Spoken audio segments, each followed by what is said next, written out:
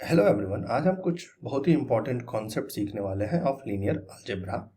Imagine कीजिए आपके पास एक वेयर हाउस में एक रोबोट है जिसके पास तीन बटन्स हैं, ए बी और सी। ए अगर प्रेस करते हैं तो रोबोट राइट की तरफ मूव करेगा और बी प्रेस करेंगे तो रोबोट अप की तरफ मूव करेगा और सी से वो डायगोनल डायरेक्शन में मूव करता है। तीन बटन्स है हमारे पास। अब क्वेश्चन ये है कि क्या रोबोट के पास जेन्युइनली तीन बटन्स की जरूरत है या केवल दो ही बटन्स का यूज करके हम पूरा कहीं भी मूव कर सकते हैं। तो अगर हम सोचेंगे तो answer for this is not really. देखो केयरफुली, राइट मूवमेंट अगर हम प्लस कर दें with the left sorry upward movement, right मान लो पहले हम राइट गए फिर अपवर्ड डायरेक्शन में गए, इसी को जब हम कंबाइन करते हैं व्हाट वी गेट इज ये डायगोनल डायरेक्शन मिल जाएगा हमें, राइट, जो कि सी है। तो सी की जरूरत तो हमें यहाँ पे है ही नहीं क्योंकि it is the sum of A and B. हमें यही फाइंड करना है कि how many genuine new directions do we have. इस केस में दो, ए और बी। अगर सिर्फ ए बटन हमारे पास है तो रोबोट केवल एक लाइन पर ही मूव करेगा, मतलब समझाइए। I hope this point is clear. अगर ए और बी दोनों हो तो हमें पता है कि इन दोनों को कंबाइन करके हम उस प्लेन में कहीं भी किसी भी पॉइंट पे पहुंच सकते हैं। कुछ राइट जाएंगे, कुछ अप, या कुछ लेफ्ट जाएंगे, कुछ डाउन जाएंगे, तो पूरा का पूरा प्लेन ही कवर हो जाएगा। तो एक इंडिपेंडेंट डायरेक्शन से हमें लाइन मिल रहा है, दो इंडिपेंडेंट डायरेक्शन से पूरा का पूरा प्लेन मिलने वाला है। Interesting, right. अब इसी आइडिया को वेक्टर में लिख लेते हैं। ए बी सी हमारे पास तीन बटन्स है, मान लेते हैं तीन हमारे पास कॉलम्स हैं और इन्हीं कॉलम को एक डब्बे में हम अरेंज कर देते हैं, पहला कॉलम, दूसरा कॉलम, तीसरा कॉलम। तो वो जो डब्बा बनेगा that is called as the matrix. हमें ये ध्यान रखना है कि जो उसका तीसरा कॉलम है वो पहले और दूसरे कॉलम का सम ही है, उसका उतना कुछ इंपॉर्टेंस है नहीं। और वही कॉलम्स बेसिकली डायरेक्शंस बता रहे हैं, राइट। बट मैट्रिक्स एक्चुअली करता क्या है, ये इंपॉर्टेंट है। मैट्रिक्स सिर्फ एक पॉइंट को मूव नहीं करता है, क्योंकि अगर हम मैट्रिक्स में देखें वो हमारे पास दो ही बटन से हम पूरा का पूरा स्पेस कहीं भी पहुंच सकते हैं। तो मतलब क्या हुआ कि अगर उस डब्बे को, मतलब मैट्रिक्स क्या कर क्या रहा है बेसिकली, पूरे के पूरे स्पेस को, 2D स्पेस को ही वो ट्रांसफॉर्म कर दे रहा है। क्योंकि अगर वो दो वेक्टर ट्रांसफॉर्म होते हैं और उन्हीं से बाकी सारे पॉइंट मिलने वाले हैं तो पूरा का पूरा प्लेन ही ट्रांसफॉर्म हो जाएगा। ये ओरिजिनल ग्रिड देखो, मैट्रिक्स पहले बेसिक डायरेक्शन E1 और E2 को मूव करता है और बिकॉज एवरी पॉइंट उन्हीं के कॉम्बिनेशन से बना है तो पूरा का पूरा ग्रिड वही पैटर्न फॉलो करेगा, उसी डायरेक्शन में ट्रांसफॉर्म होगा। सो इसका मतलब क्या हुआ कि स्क्वायर्स पैरेललोग्राम बन सकते हैं। पहले ग्रिड स्क्वायर था, जब वो ट्रांसफॉर्म हुआ तो पैरेललोग्राम हो गया। प्लेन, स्ट्रेच, सीयर या रोटेट कुछ भी हो सकता है, वो डिपेंड करेगा वैल्यू क्या ले रखा है हमने। But if two independent direction will survive, it is still going to be a plane only, right.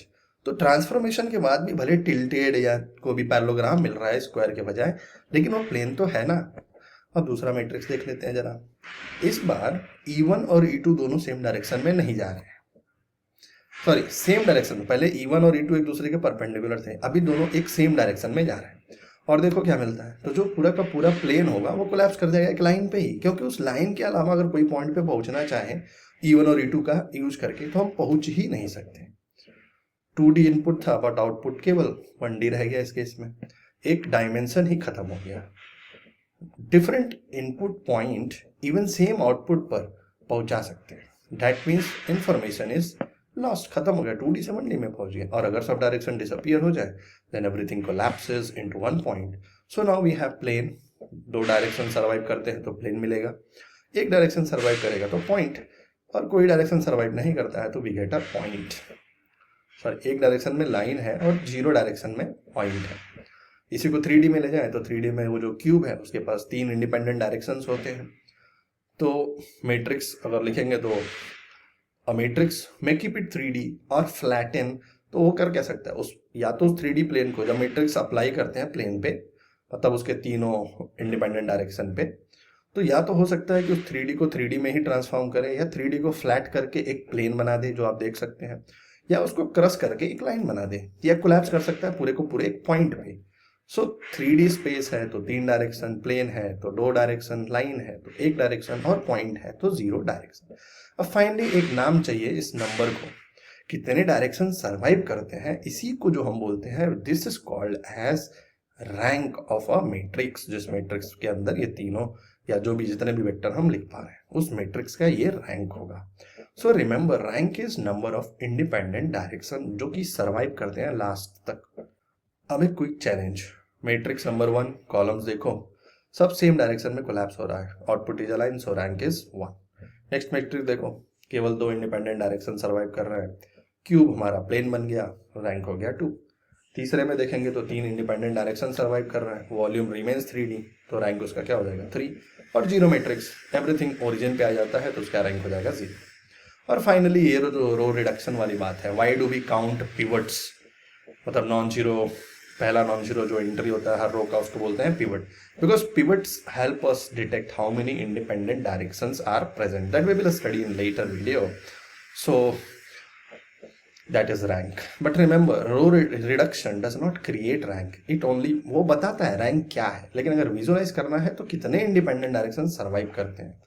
तो next time you see a matrix, don't first ask how many pivot, first ask what is the matrix doing to the space, कितने direction survive कर रहे हैं, and that is the real meaning of rank. Thank you for watching.